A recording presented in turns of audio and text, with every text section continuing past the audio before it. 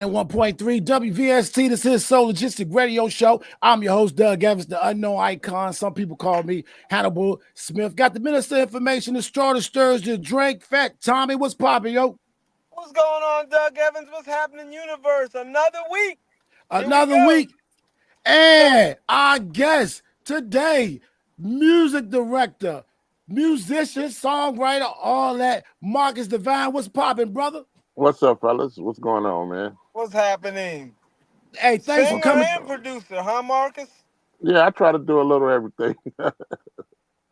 Marcus, hey, Marcus, let's just start from the beginning, man. Most of the time we get singers, most of the time it's from the church. The church is like the first talent show you could go to where you will get, you're gonna get a positive result. Is that fair to say? For the most part, yeah, they be scared to go, they be scared to boo you, they're scared of what God gonna do to you.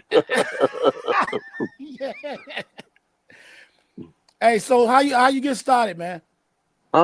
Basically the same way. I started in church. My mom, taking me to church. My mom was my inspiration. She wrote songs. I watched her write songs for different groups when I was little.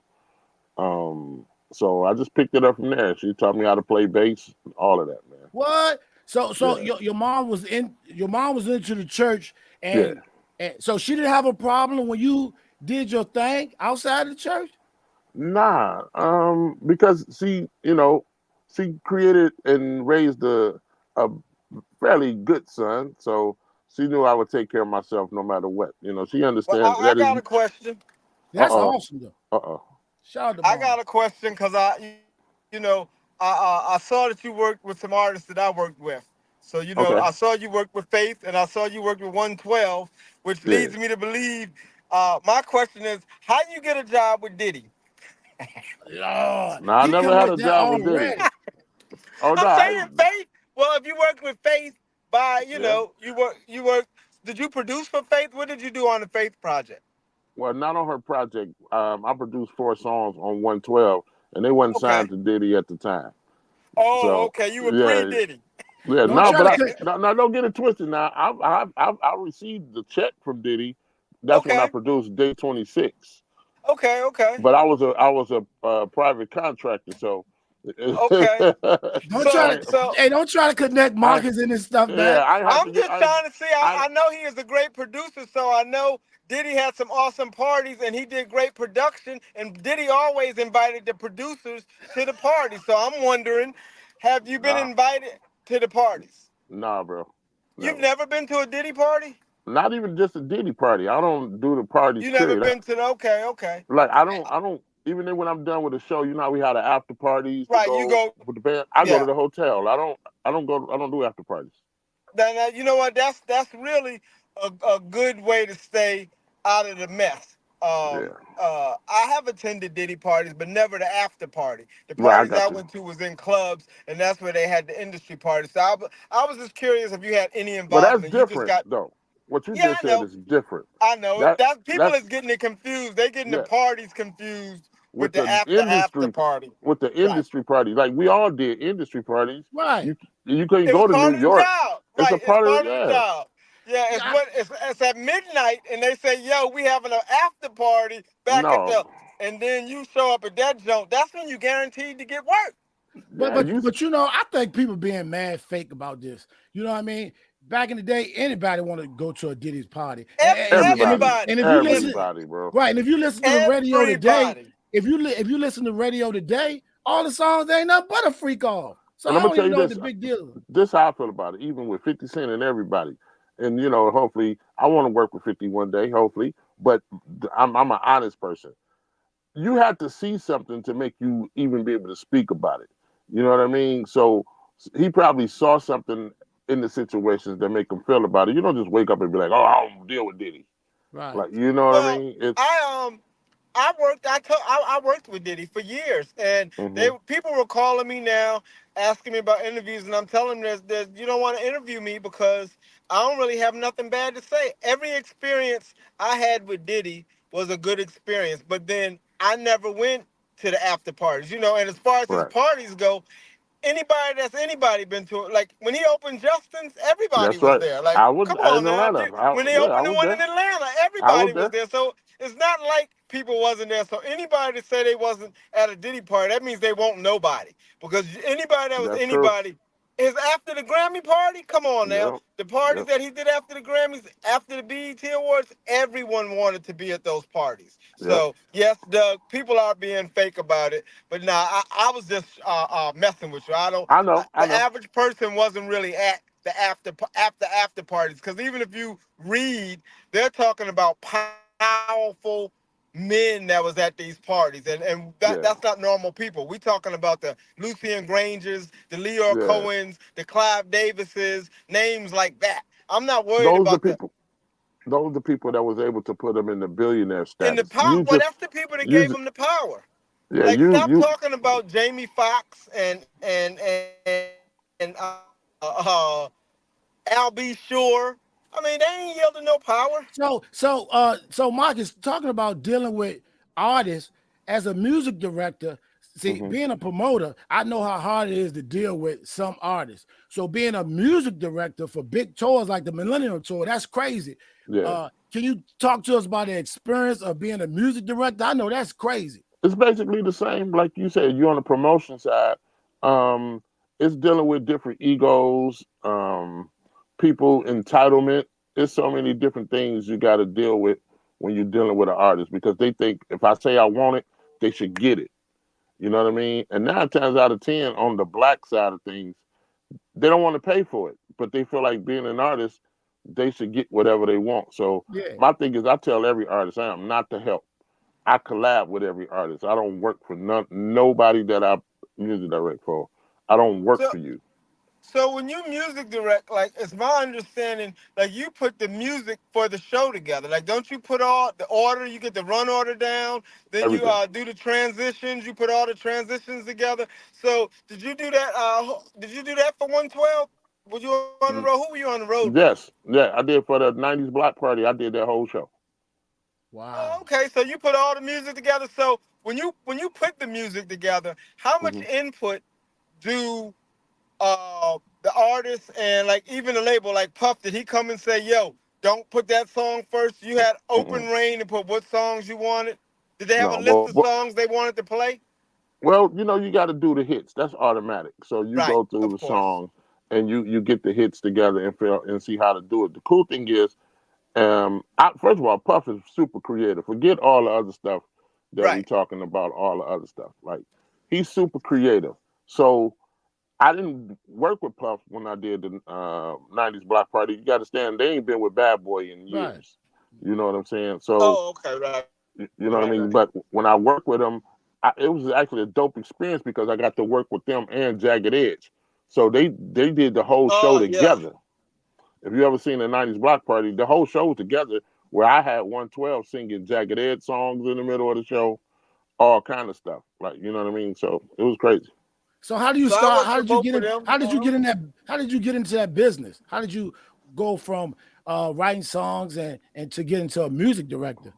Um, doing plays. I started off doing plays. I did a play called Why Good Girls Like Bad Boys. This is about 25 years ago. And doing plays, you get a lot of stars coming on to the plays.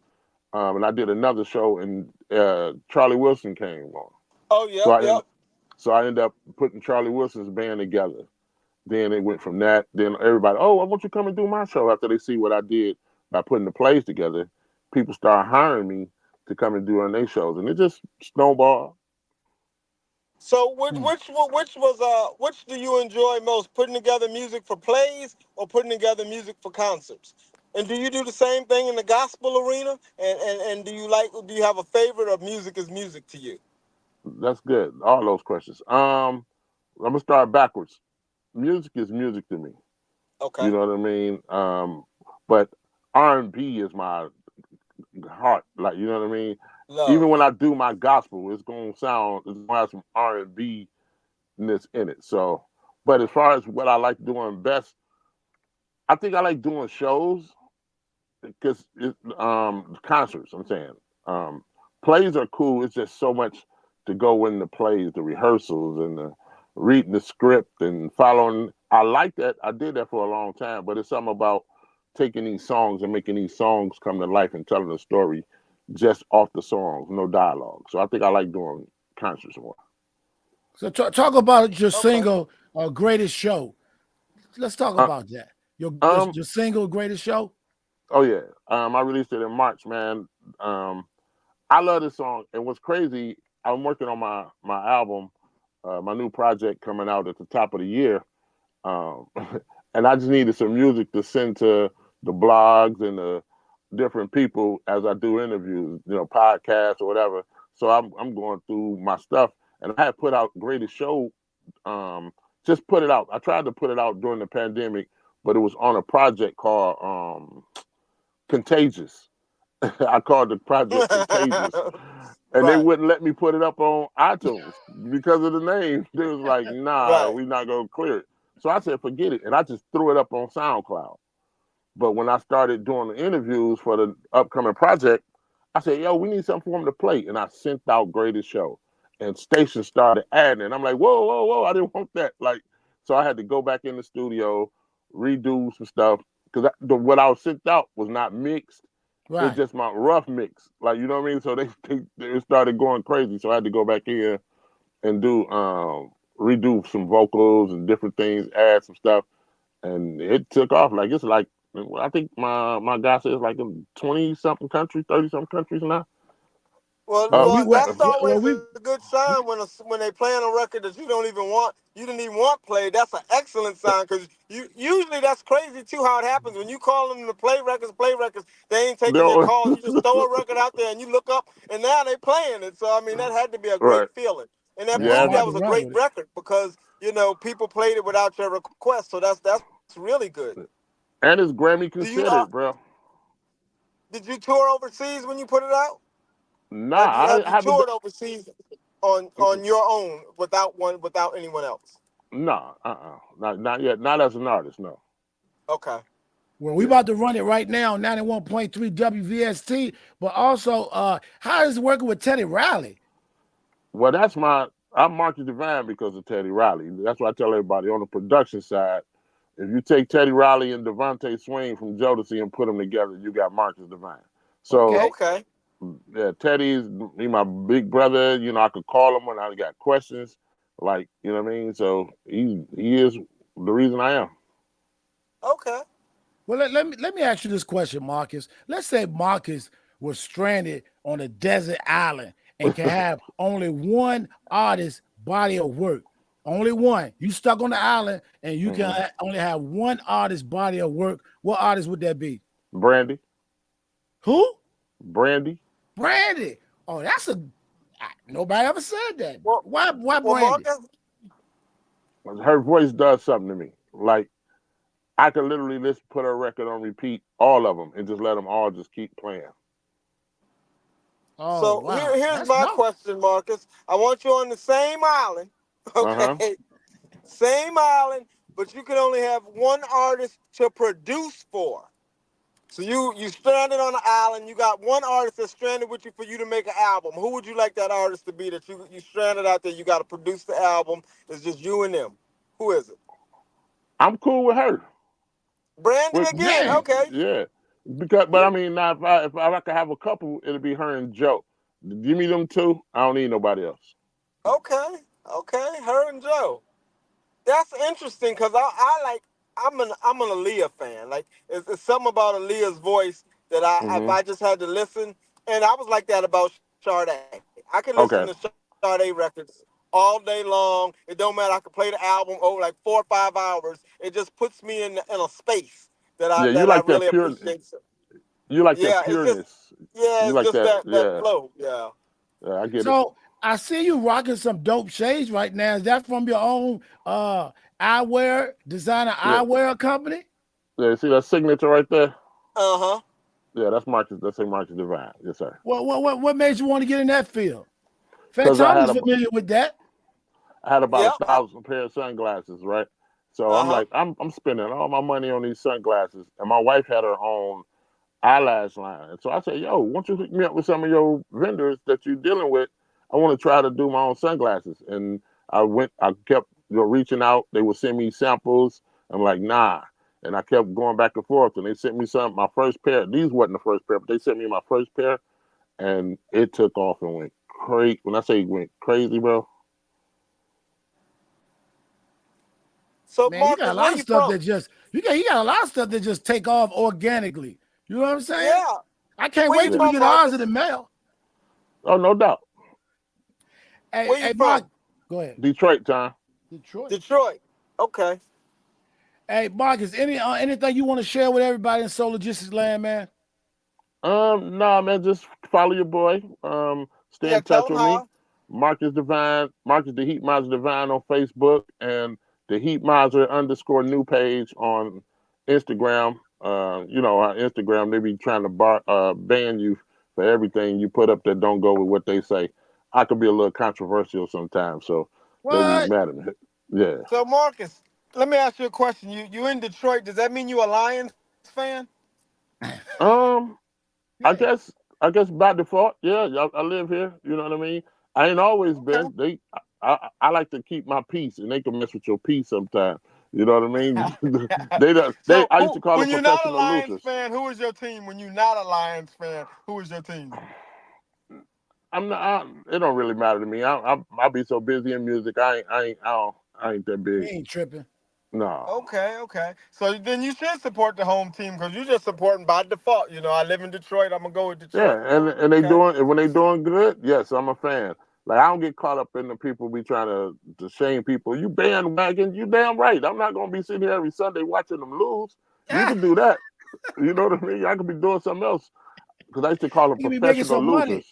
You Yeah, can make some money. I Hey, call them. Marcus, hey, thank Mhm. you for joining the Soul Logistic Radio Show, man. We really appreciate you. We're gonna rock with you. We're gonna play the joints. We're gonna support you. And thanks for the interview today, man. Man, thank y'all for having me, man. This was dope. Peace. All right, y'all.